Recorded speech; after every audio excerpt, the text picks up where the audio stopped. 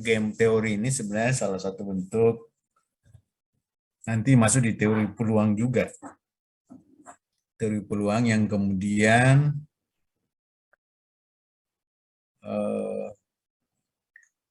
dapat digunakan dipraktekkan dalam pembuatan strategi.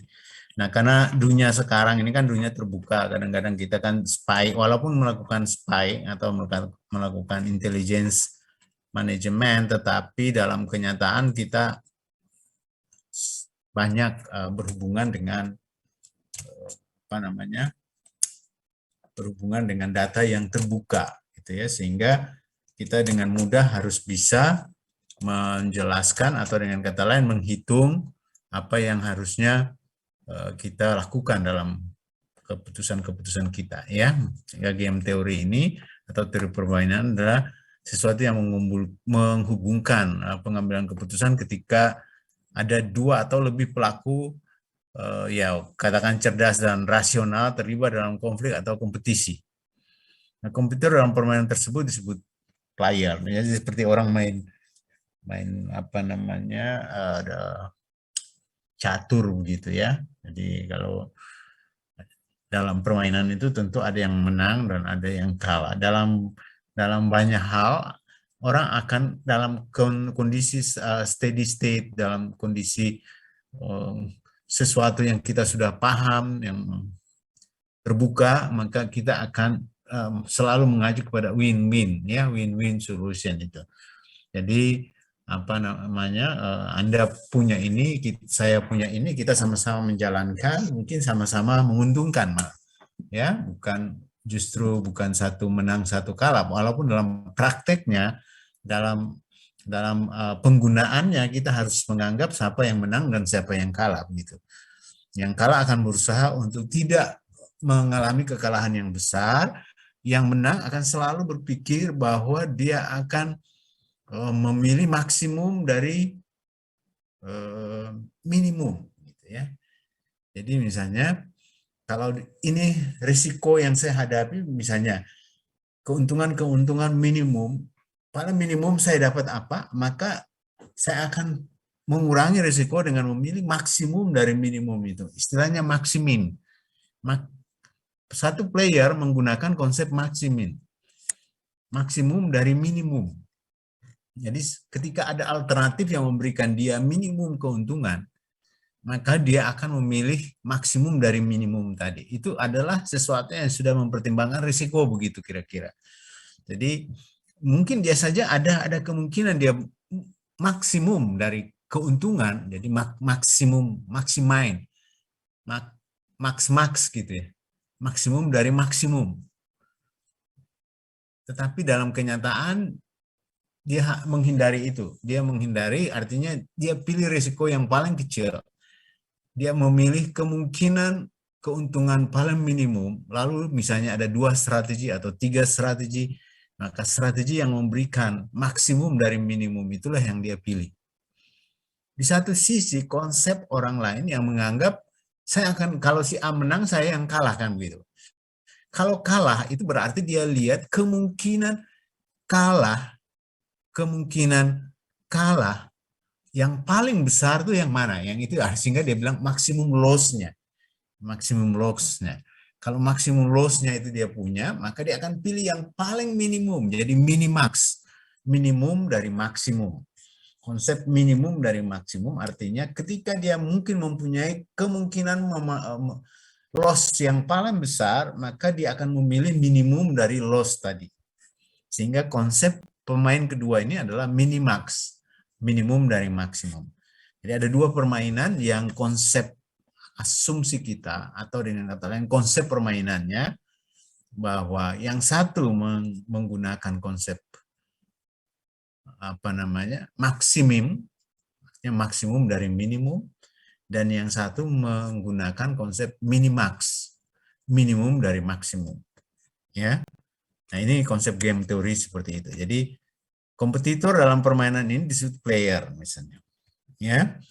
Nah, kalau kita lihat dari sejarahnya, maka game teori ini pada abad 20 sudah diperkenalkan, ya, oleh John Forbes ini, ya, John Forbes Nash.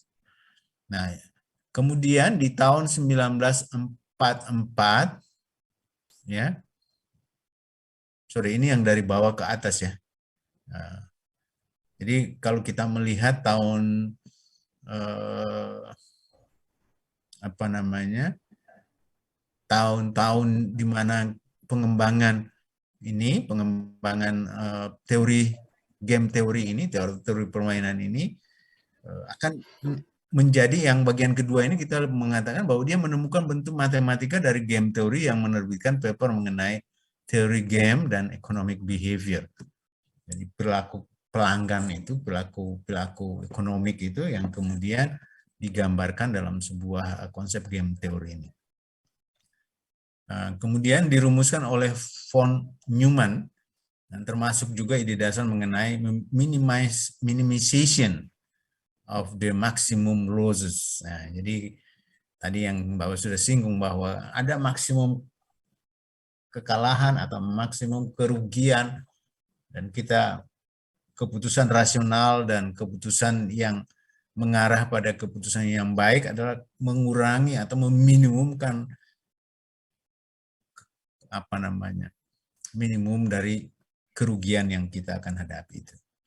Ya, kemudian banyak masalah kompetisi atau kompetitif dapat ditangani dengan game teori, tapi tidak semua masalah kompetitif dapat dianalisis dengan game teori.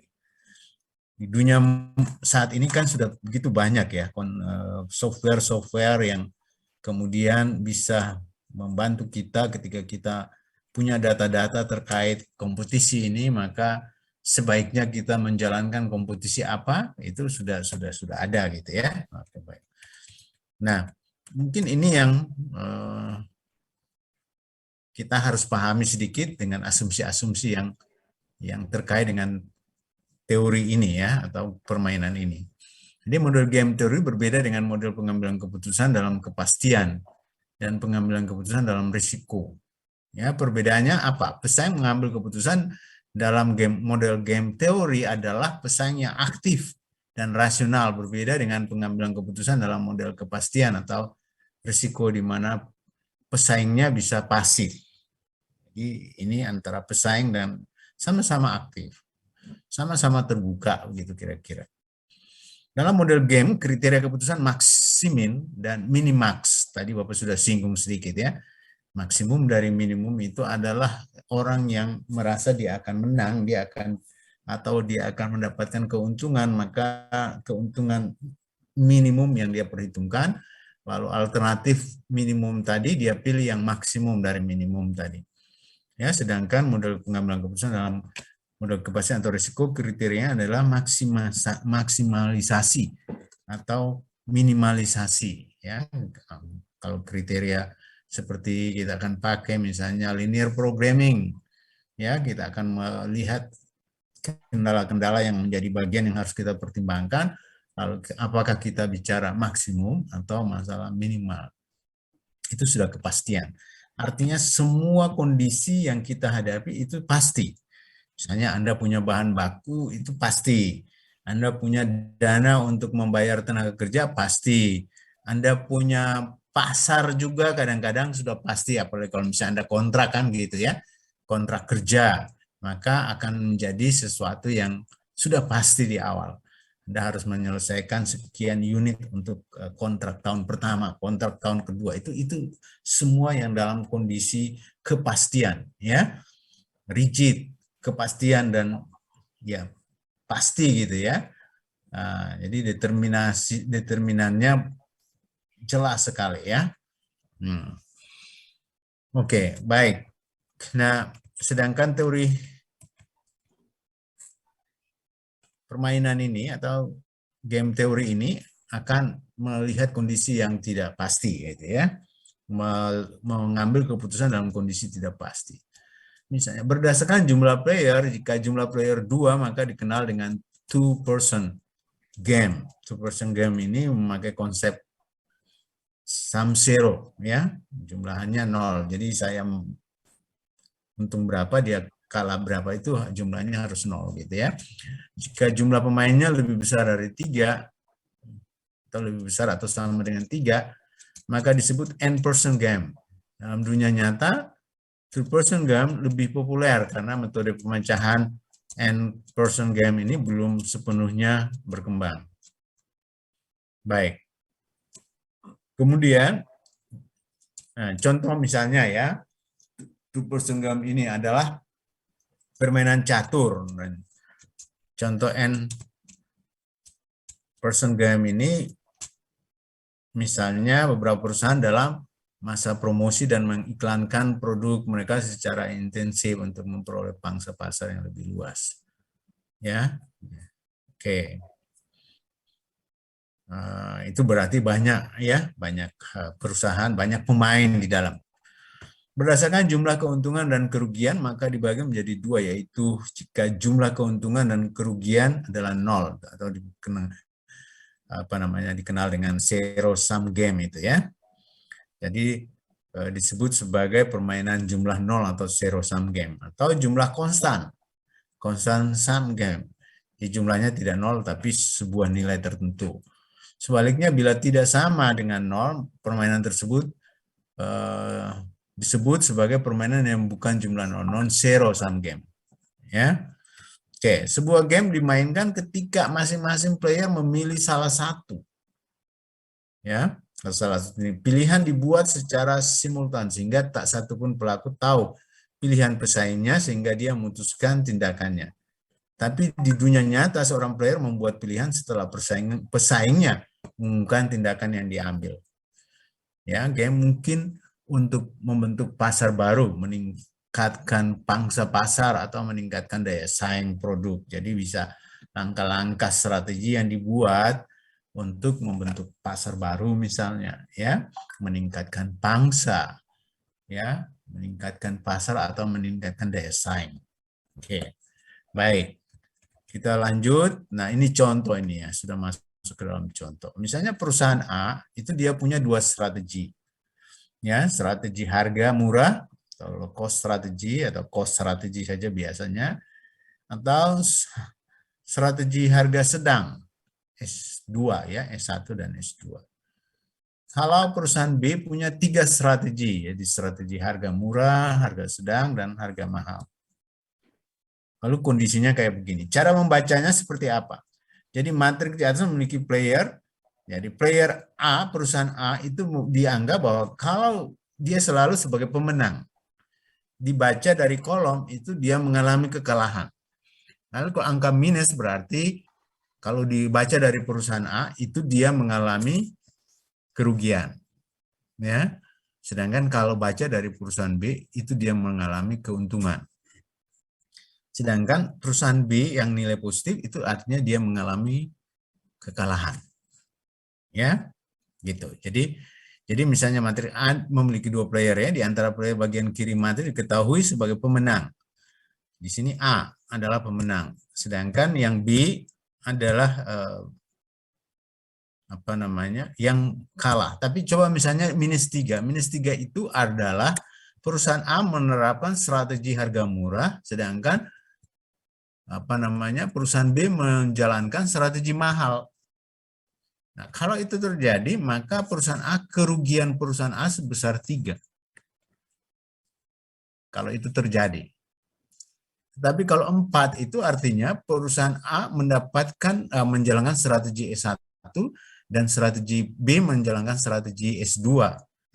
Maka perusahaan A akan menang 4, perusahaan B akan kalah 4. Ya, misalnya min 1, itu artinya perusahaan A menerapkan strategi harga sedang atau S2, sedangkan perusahaan B menjalankan strategi harga murah S1. Maka yang menang di situ adalah B. Perusahaan A kehilangan 1. Gitu. Ya, gitu. Oke. Coba kita lihat lebih. Jika A memilih strategi pertama dan B, ya itu tadi Bapak sudah singgung. Ya, oke. Itu pengertiannya seperti itu. Ya. Nah, penyelesaian masalah teori permainan ini kita ada beberapa cara. Pertama namanya strategi murni atau pure strategy game.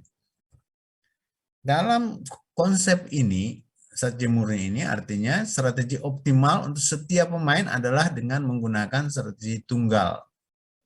melalui aplikasi kriteria tadi, maksimin dan kriteria minimax. Nilai yang dicapai harus merupakan maksimum dari minimax baris dan minimum dari maksimal kolom. Jadi tadi karena B itu menunjukkan kekalahan, maka kekalahan harus menjadi minimum dari maksimum kekalahan yang bisa terjadi.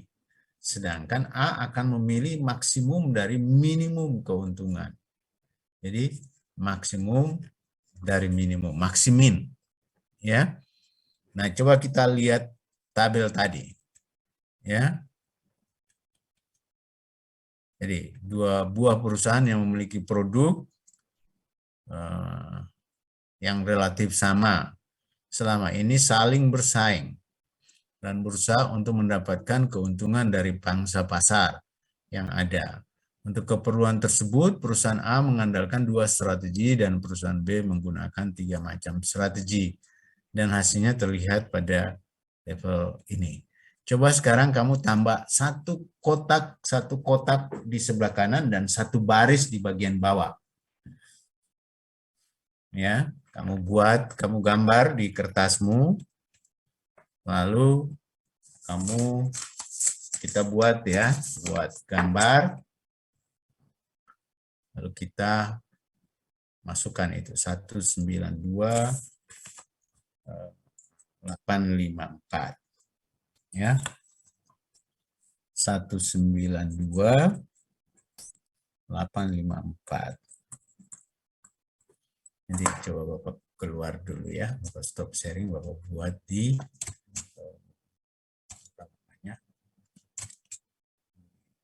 lagi baru, PowerPoint baru ya.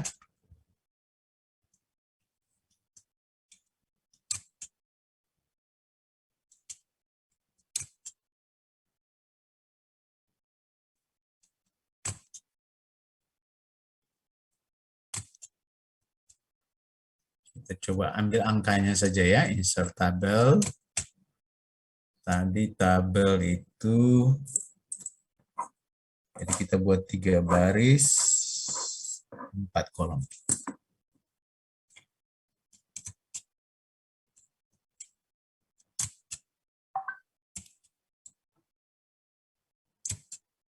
Empat kolom, 3 baris. Atau 5 aja, 5 kolom.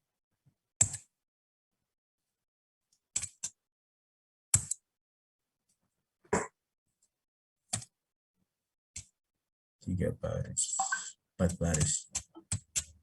Coba.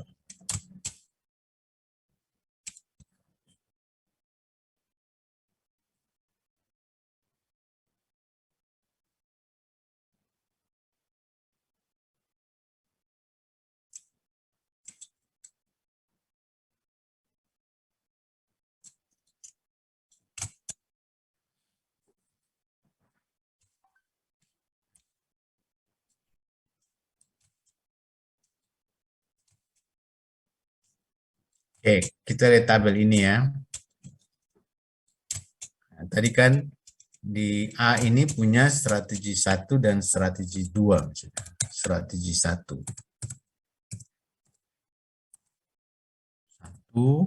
S1 ya. S1. S1. Dan strategi S2.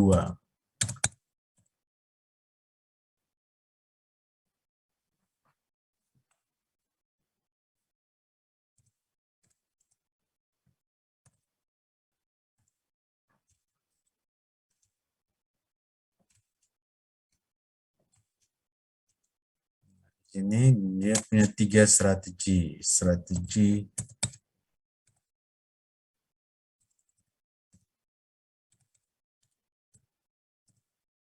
S1,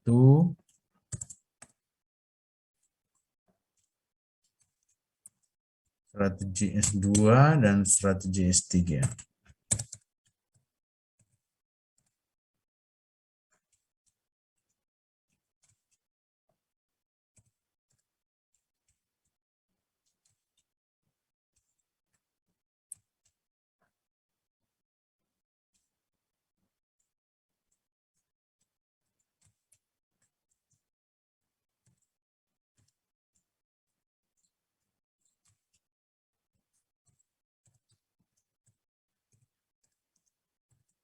Ya, di sini kita pakai konsep tadi minimum dulu ya. Minimum dari keuntungan. Ya. Jadi kemudian di sini kita pakai maksimum.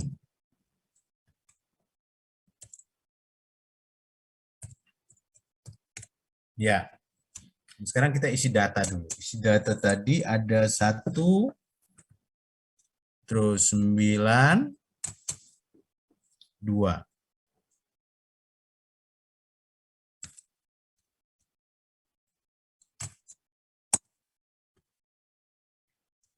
Yang kedua 8, 5, 4.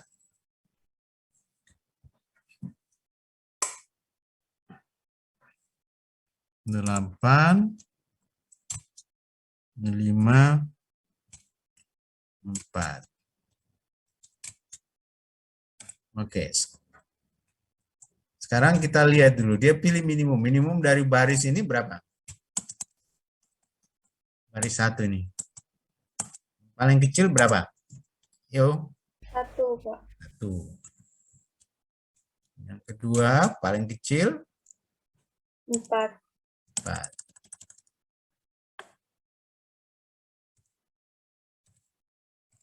Nah, di sini paling besar 8, paling besar 9, 9. Paling besar. 4. Nah, kalau kita lihat prinsipnya adalah kriterianya adalah maksimum dari minimum, maka pilihan di sini adalah 4. Ya, pilihannya adalah 4.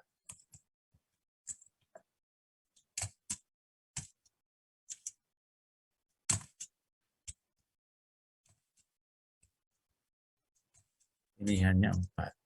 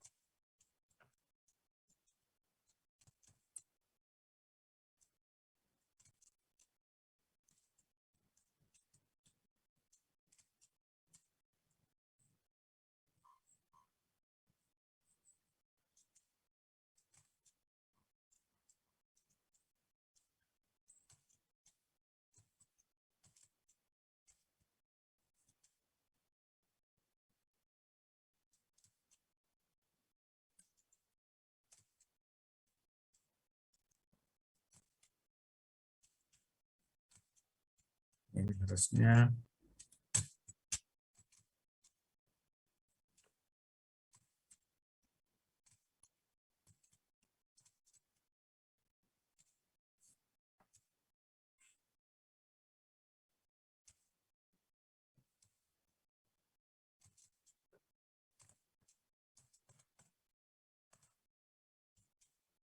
harusnya ini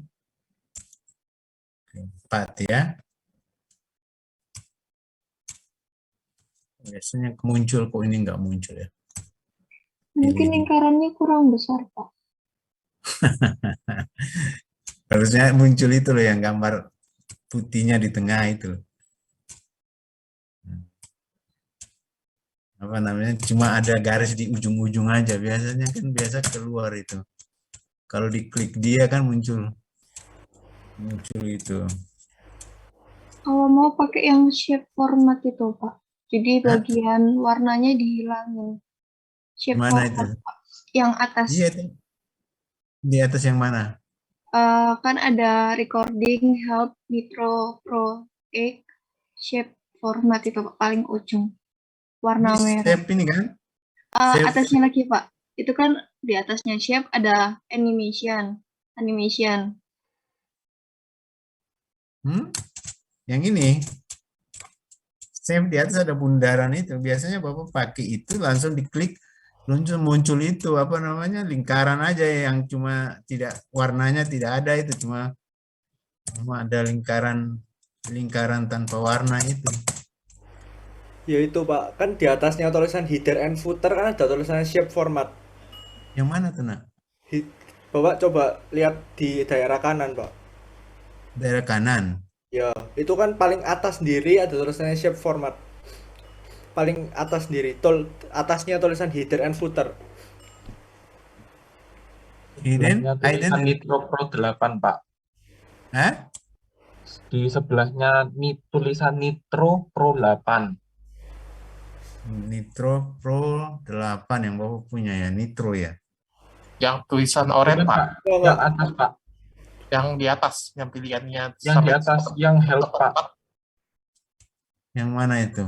Di deretannya tulisannya animations, slideshow, review, ada view, recording, help, terus habis gitu Nitro Pro 8, setelah itu baru shape format, Pak.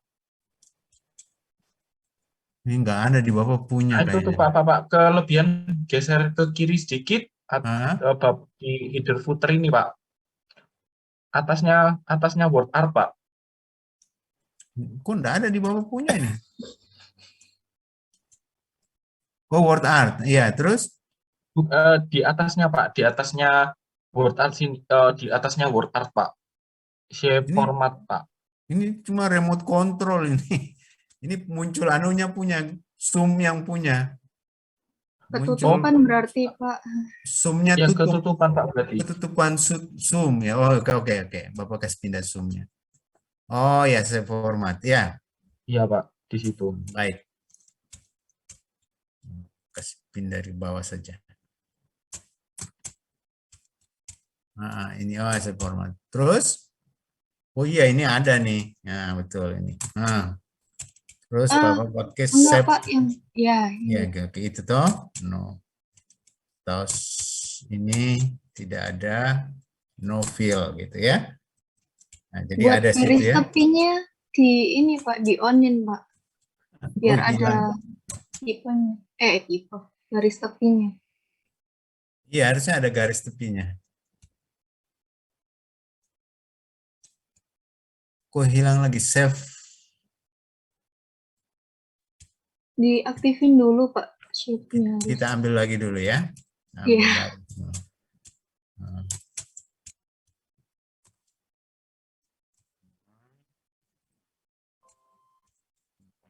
Kita ambil yang mana bagusnya.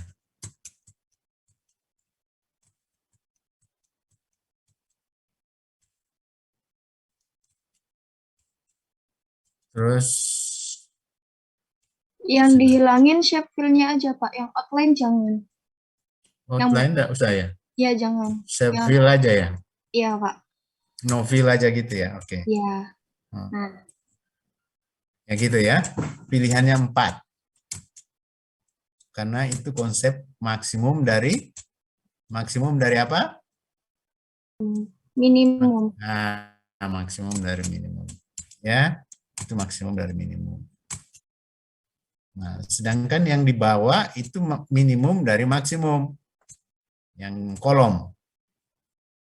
Ya, kolom.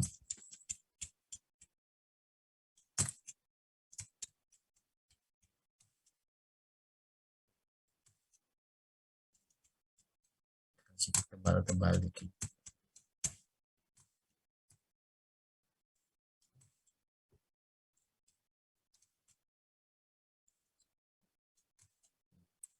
Oke. Yang di bawah minimum dari maksimum. Berarti 4 juga ya. 4. Jadi ini namanya keseimbangan. Ada keseimbangan karena antara A dan D punya titik keseimbangan. Ya. Sehingga sebenarnya di sini lalu keputusan ini bisa terjadi karena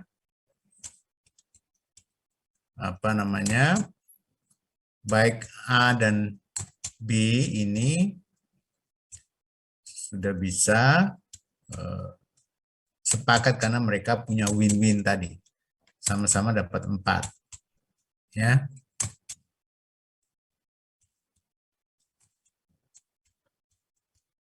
Gitu. Jadi kalau tidak dapat sama itu baru ada persoalan. Tapi ini yang namanya tadi permainan murni, apa? Pure, ya. Nah, jadi kalau kita melihat sama-sama memiliki 4, ya. Nah, kalau Bapak stop sharing di sini, lalu kemudian kita melihat kasus kita tadi atau di materi kita tadi. Nah, ini tadi kalau kita selesaikan seperti yang kita punya tabel tadi, lalu kita melihat bahwa dalam konteks strategi murni ini biasanya kita ketemu yang namanya saddle point atau titik pelana. Ketika ada saddle point berarti dua-dua memiliki keseimbangan, dua-dua memiliki kondisi seperti ini. Jadi tadi kalau kita lihat dari kasus tadi kita punya konsep ini kan memenuhi nih ya. Jadi yang kanan kita punya 4, baris 4 ada dapat, baris bawah juga dapat 4. Nah, karena pilihan pemain baris A dan pemain kolom B sudah sama, ya ini masing-masing memilih nilai 4, maka permainan ini sudah dapat dikatakan optimal. Ya, artinya sudah ditemukan nilai permainan atau saddle point yang sama. Sehingga kita melihat bahwa hasil optimal di atas di mana masing-masing pemain memilih nilai 4. Mengandung arti bahwa pemain A meskipun menginginkan keuntungan yang lebih besar, namun A hanya akan mendapatkan keuntungan maksimum sebesar 4 bila dia menggunakan strategi S2 atau harga mahal. Sedangkan pemain B meskipun dia menginginkan kerugian yang dideritanya adalah sekecil mungkin, namun kerugian yang paling baik bagi dia, bagi B adalah 4. Dan itu bisa diperoleh dengan merespon strategi yang digunakan A dengan juga menerapkan strategi harga mahal. Jadi sama-sama menerapkan strategi harga mahal dan mereka satu mendapatkan 4, satu kehilangan 4. Dan itu paling minimum dibandingkan dia menggunakan strategi yang lain karena dia akan bisa lebih rugi. Misalnya kalau A menggunakan strategi mahal lalu dia menggunakan strategi harga murah, maka dia akan kehilangan 8. Ya. Nah, lebih mahal lagi gitu kehilangan. Karena A tidak mungkin membuat strategi 1 karena ada peluang dia bahwa dia bisa minimum dia dapat 4. Dia tidak mungkin menjalankan strategi harga murah karena paling kecil dia akan dapat 1 gitu ya. Dia akan selalu memilih strategi S2 karena dia minimum dia mendapatkan 4. Ya.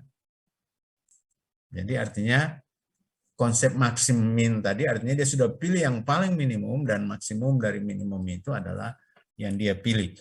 Sedangkan kalau misalnya perusahaan A kan dia dalam arti ini dia dengan data ini dia akan memilih strategi 2. Nah, maka strategi B ini akan selalu berpikir dia bisa 1, bisa 2, bisa 3. Ya kan? Karena A tidak akan mungkin menjalankan 1. Dia akan cenderung memilih yang 2. Maka B nanti akan berpikir yang paling kecil kehilangan ketika B menerapkan strategi 2 adalah ketika dia menerapkan strategi 3. Karena kalau strategi 2 dia masih kehilangan 5. Strategi 1 dia masih kehilangan 8. Ya, kenapa dia tidak memilih strategi 1 misalnya?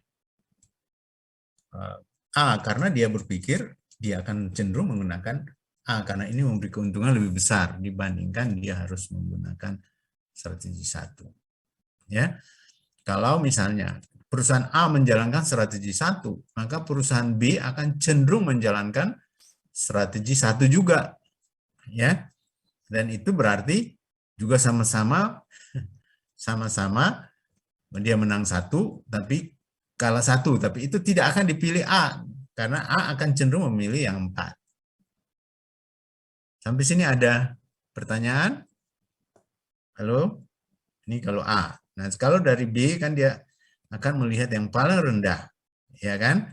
Paling rendah. Paling rendah sehingga dia akan memilih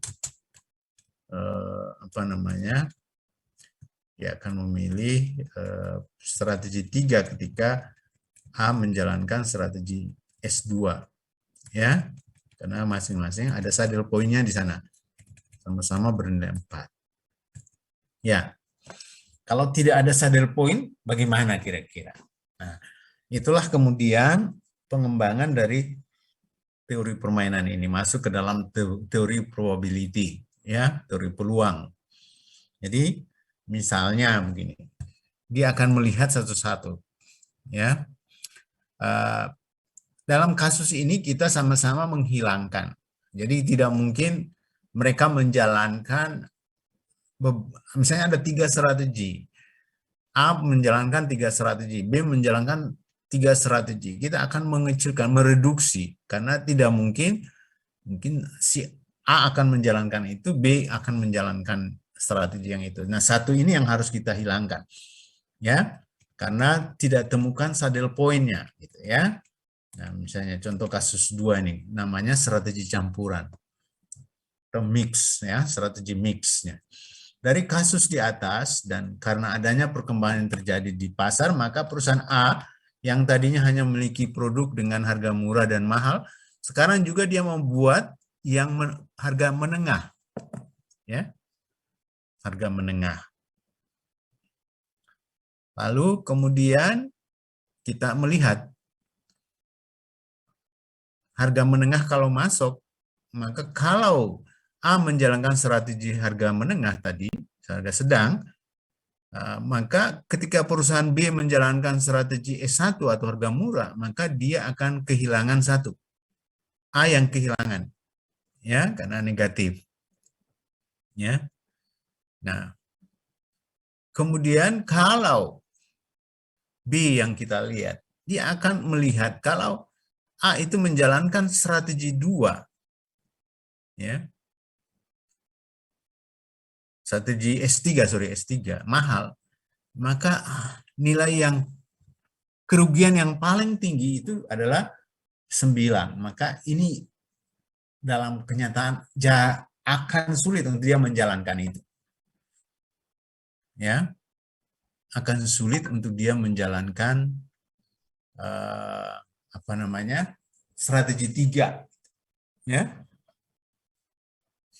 Sedangkan A akan sulit untuk dia menjalankan strategi 2. Sehingga kemungkinan besar mereka akan menghilangkan satu. Jadi kalau dipilih satu, kira-kira A mau menghilangkan strategi apa? Halo? Halo? Halo? Kalau A harus menghilangkan satu strategi, strategi apa yang dia hilangkan? Halo? Strategi 2 mungkin, Pak. Strategi 2. Alasannya bahwa dia ada rugi di sana, kan? Kerugian. Kalau B mau menjalankan hanya 2 strategi, maka strategi apa yang dia hilangkan? Strategi 3. Strategi 3. Coba kita lihat.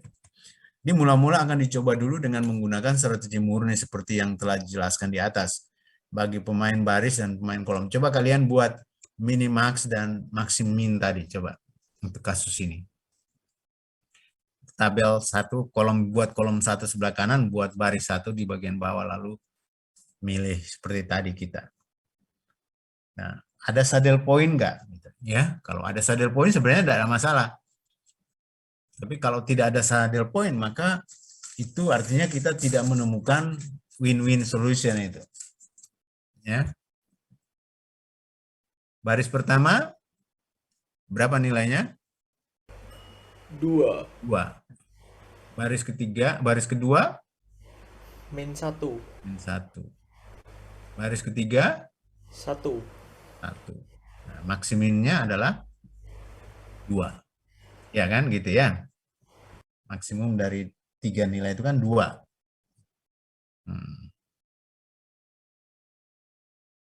Ya.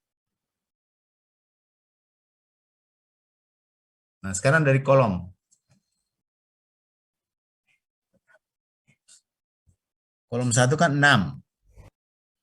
Kolom 2, 5. Kolom 3, 9. Nah, minimum dari maksimum tadi adalah 1. Ya. Di sana 2, di sini 1. Tidak mungkin gitu ya, tidak akan tercapai. Jadi artinya kalau kita lihat ke bawah, ini berarti ini kan,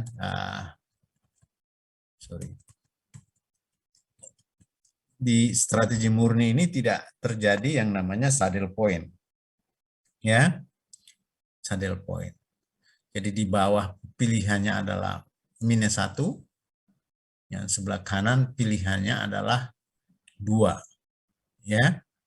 Jadi tidak ada titik temunya begitu kira-kira. Ya. Oke.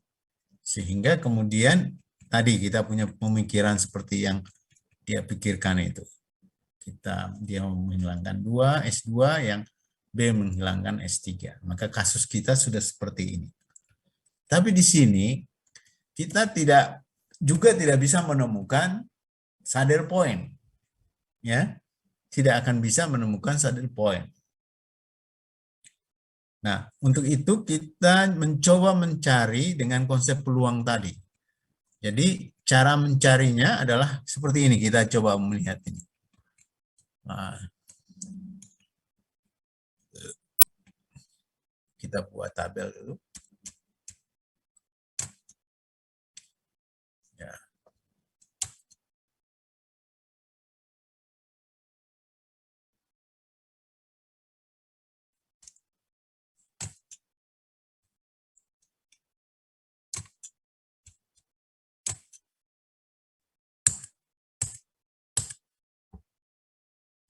Tiga kolom, 3 baris ya.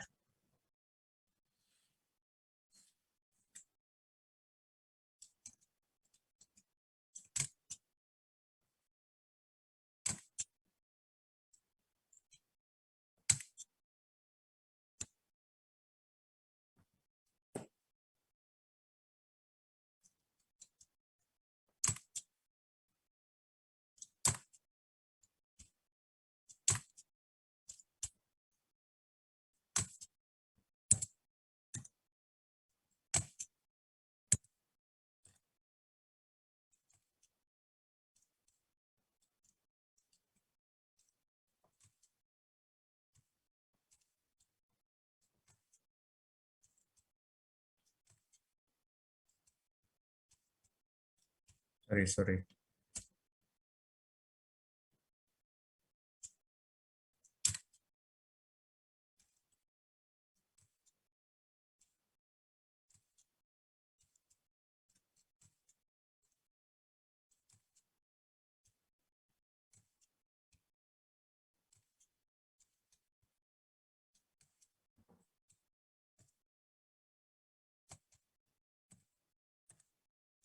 Oke.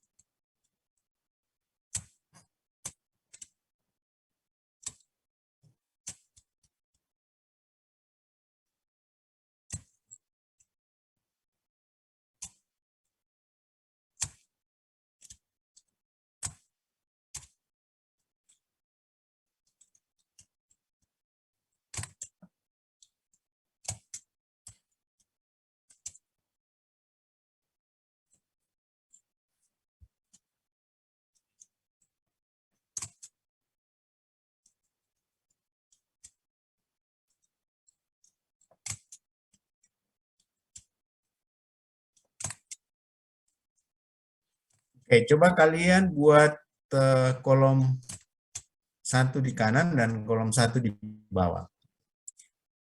Lalu dibuat kolom kanan itu kamu tulis saja peluang A, peluang perusahaan A. Yang kolom baris bawah kamu sebutkan peluang perusahaan B. Ya, perusahaan A menjalankan apa. Jadi kalau misalnya begini, ketika A menjalankan strategi 1, apapun yang dilakukan oleh perusahaan B, maka peluang untuk A menjalankan atau memilih strategi itu kita sebut dengan P, peluangnya P. Ya. P. Ya. Jadi ketika A menjalankan S1, apapun yang dilakukan oleh B, maka pilihan minimum tadi adalah keuntungan minimumnya itu adalah P. Sedangkan yang kedua, kalau dia menjalankan strategi S3, apapun yang dilakukan oleh B, itu dia memilih 1 kurang P. Ya, jadi P dan 1 kurang P. Ya. Bapak stop sharing lalu buka yang ini ya.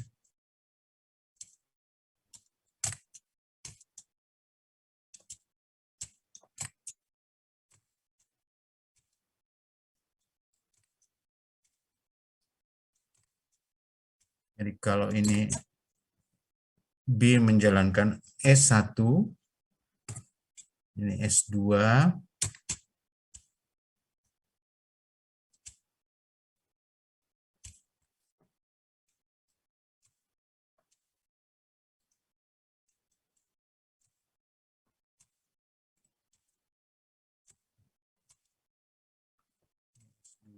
S1 dan S2 ya dia ya.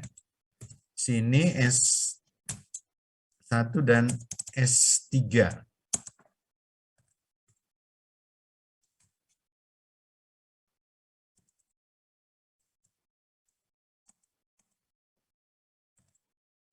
A menjalankan S1 dan S3. Kita tambah 1 lagi. Insertnya.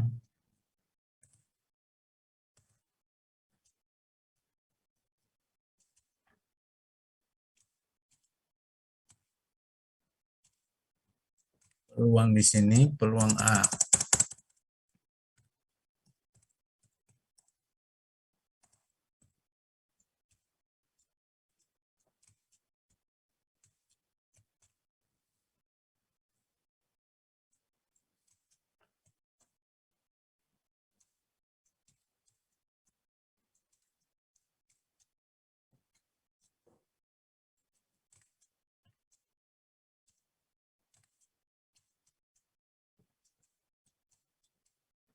Yang 4 ke bawahnya.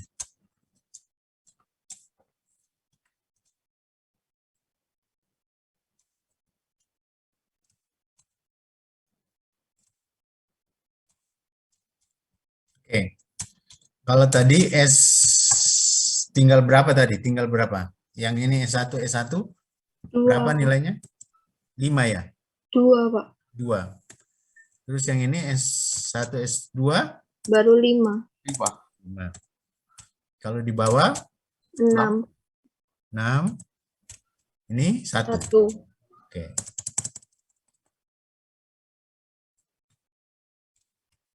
Nah, kalau di sini katakan begini.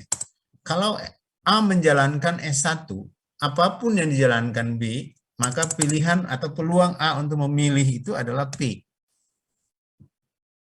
Kalau dia menjalankan S3, kemudian B menjalankan apapun, strategi apapun, ini adalah 1 minus P. Jadi jumlahnya harus 1 ya. Ini Bapak mau tambah 1 kolom di bawah ini gimana? 1 baris di bawah ini gimana ya? Kok insertnya nggak ada?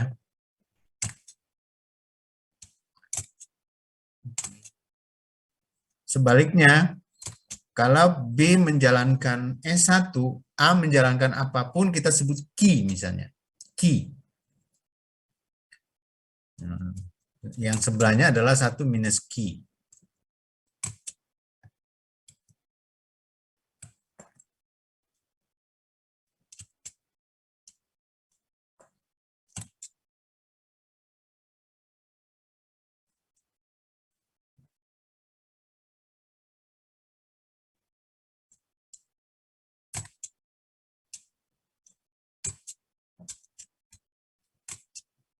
Nah, sekarang persamaan yang bisa kita buat dulu. Kalau misalnya S1 menjalankan A menjalankan S1, kemudian S1 menjalankan S1, maka persamaannya adalah, coba persamaan yang sebelah kanan ini.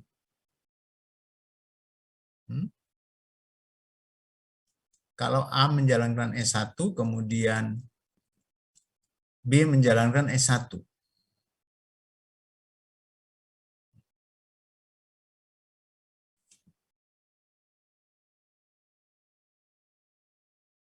Oke.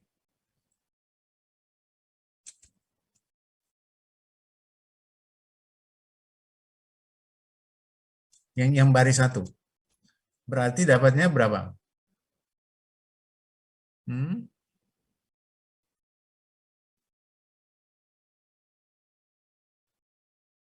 Halo. Dapat 2. 2 kali P. 2P tambah 1 kurang P. Sorry, bukan 1 kurang P. 6 kali 1 kurang P.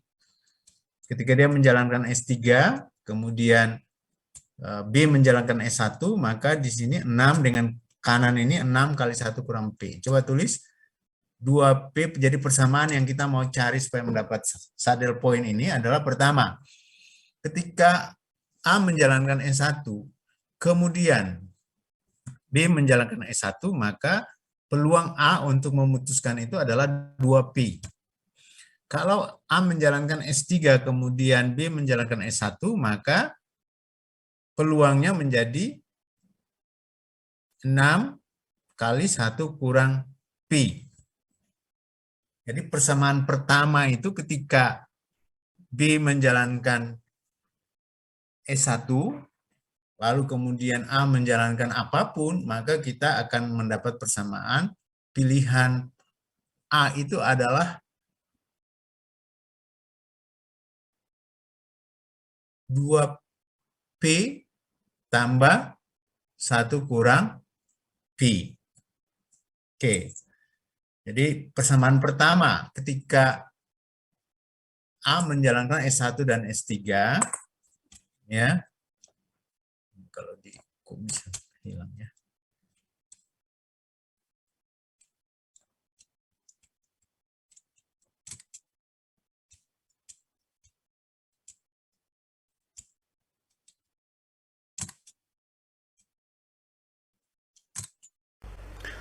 Pak, saya mau tanya, itu 1 min P gara-gara yang baris kedua itu minimalnya 1 toh?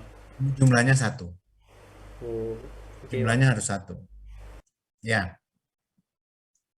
Oh, ini Bapak tambah begini aja.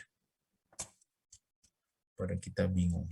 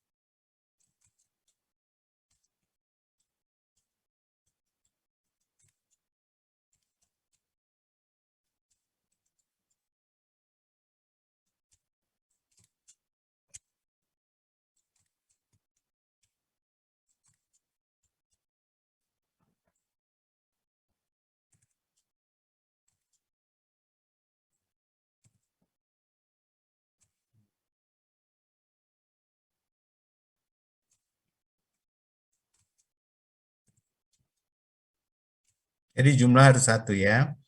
Nah, di sini sama juga. Di sini kita tulis key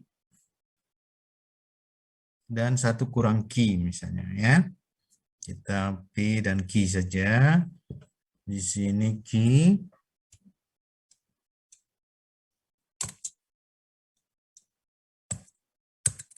Dan di sini 1 kurang Q.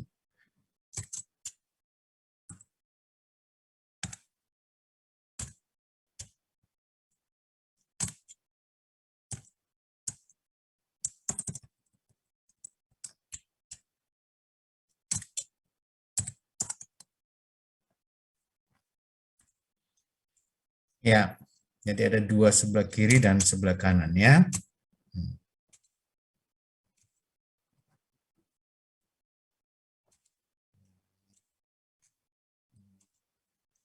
Teknologi yang kurang ini begini.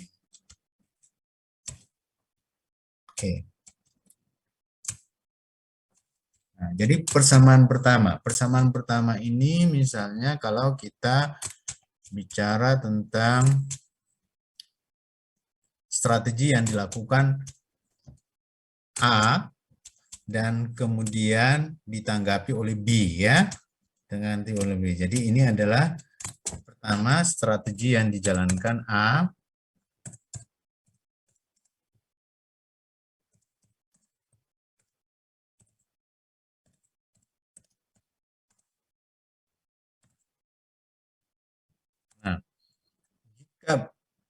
adalah S1.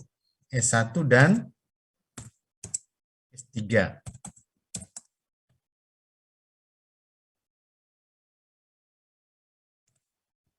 Ya. Persamaannya menjadi persamaan peluang A adalah 2. Apa? 2P terus tambah 1 kurang P. 6 kali 1 kurang P. Ini kalau dia menjalankan S1. Ini artinya B menjalankan S1 dan menjalankan S1.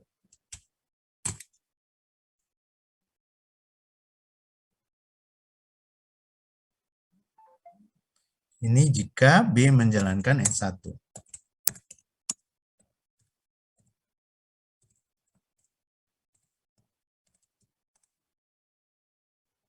Strategi S1. Bagaimana kalau dia menjalankan S2? Coba. Jika B menjalankan S2. Coba sebutkan persamaan peluangnya.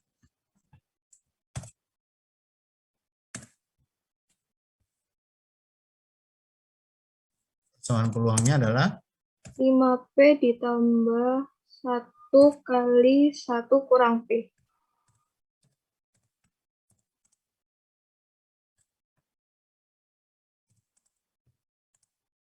adalah berapa?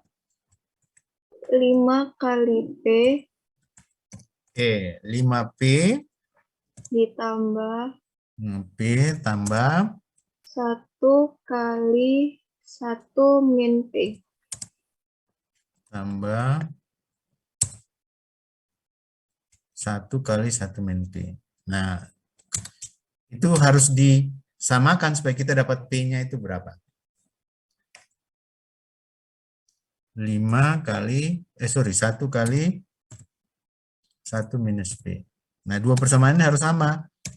Karena itulah pilihan yang dilakukan kan harus ada satu pilihan saja dia gitu ya. Nah, kalau S1-nya sekian, dia melakukan apa seperti tadi kita mencari minimum-minimum itu loh ya. Oke. Jadi coba.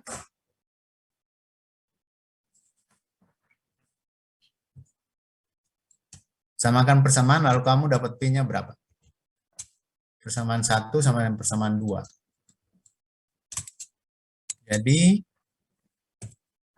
kita harus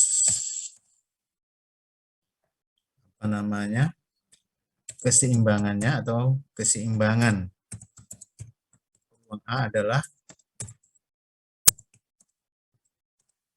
atau untuk mendapatkan P. Jadi nilai P-nya saudara, nilai peluang P-nya sama dengan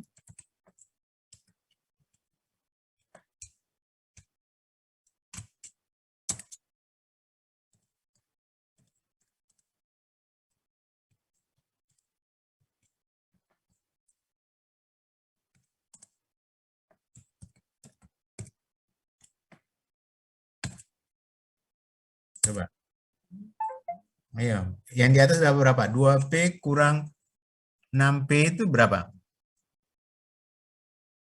Minus 4P ya. Jadi persamaan di atas jadi berapa? 6 kurang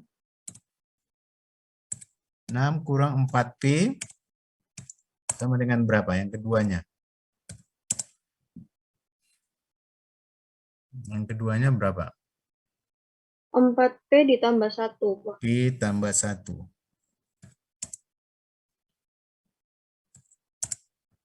Jadi P-nya sama dengan berapa?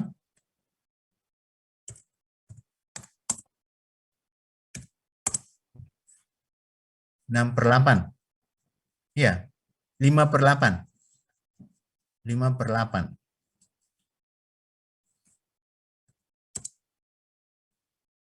Per 8 berapa? Apa namanya? Desimalnya berapa? 0,625 ya? Ya.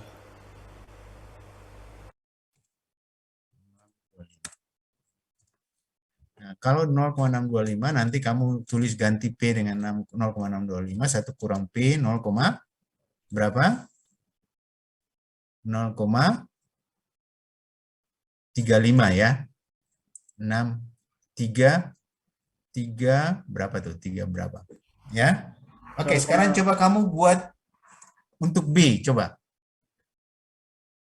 Jika B menjalankan strategi S1, lalu A bisa menjalankan strategi S1 maupun, bisa ditanggapi oleh S1 dan S3. Sekarang kalau B menjalankan S1 dan S2 ditanggapi oleh A dengan S1, coba. Ditanggapi oleh A dengan S1. Coba buka, kalian nulis, coba tulis lagi seperti ini. Lalu dibawa ke key.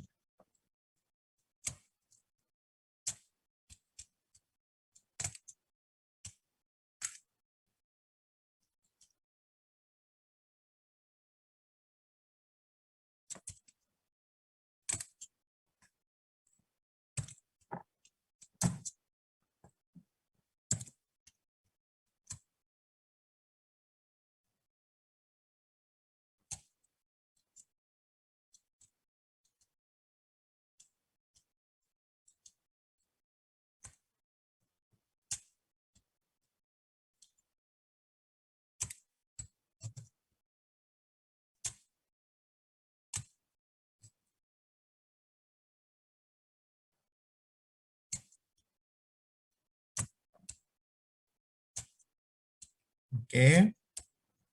Coba kalau P bisa menjalankan S1 dan S2 ditanggapi oleh A dengan S1. B. S1 dan S2. S1 dan S2-nya B ya.